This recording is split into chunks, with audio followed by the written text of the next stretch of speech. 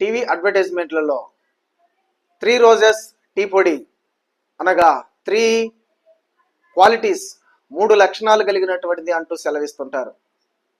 అనగా రంగు, రుచి, సువాసన, ఆ 3 కలిసి ఒకే దాంట్లో మిళితమై ఉన్నాయి అంటూ సెలవిస్తున్నారు.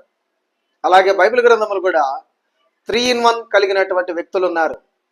ఎవరా వ్యక్తులనే విషయాన్ని మనం చూస్తే ఇర్మియా గ్రంథము 5వ అధ్యాయము 21వ వచనములో దేవుడు సెలవిస్తూ, కళ్ళుండియు చూడలేక, చెవులుండియు వినలేక, వివేకము లేనటువంటి వారే మూఢులు అంటూ సెలవిస్తున్నాడు.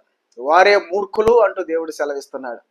మరి 3 రోజెస్లో ఏ విధంగా 3 లక్షణాలు ఉండి 3 in 1గా ఉందో, అలాగే మూర్ఖులైనటువంటి వారిలో కూడా చూడక, వినక, వివేకము లేనటువంటి వారే 3 in 1తో పోలికగా ఉన్నారు. ఇప్పుడు సహోదరుడా, మరి నీవు మూఢుడుగా ఉంటావా లేక జ్ఞానిగా ఉంటావా?